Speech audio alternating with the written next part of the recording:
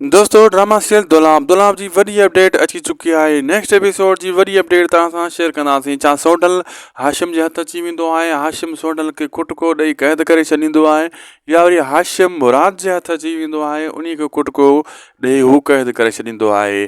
छा मुराद जेको आहे राज़न खे सफ़ा मजबूर करे छॾींदो आहे अचण वारी एपिसोड में? आख़िर छा थींदो?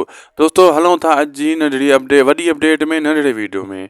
ऐं हिन खे आख़िर ताईं ॾिसंदा लाइक सब्सक्राइब शेयर ज़रूरु कंदा असांजे हिन यूट्यूब चैनल ऐं हिन वीडियो खे। दोस्तों मां ॿुधाईंदो हलां त सोडल कंहिंजे बि हथु कोन ईंदो, ॿाहिरियां ॿाहिरियां फ़िलहालु घुमंदो रहंदो दोस्तनि सां गॾु, ऐं रहंदो बि दोस्तनि वटि ऐं दुश्मन ते वार कंदो रहंदो।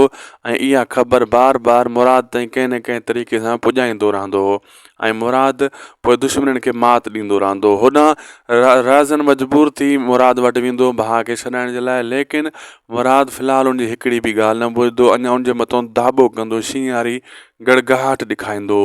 राज़न मजबूर थी वेंदो ऐं होॾां हाशिम तमामु जल्द मुराद जी मुठी में पकड़ में अचण वारो आहे।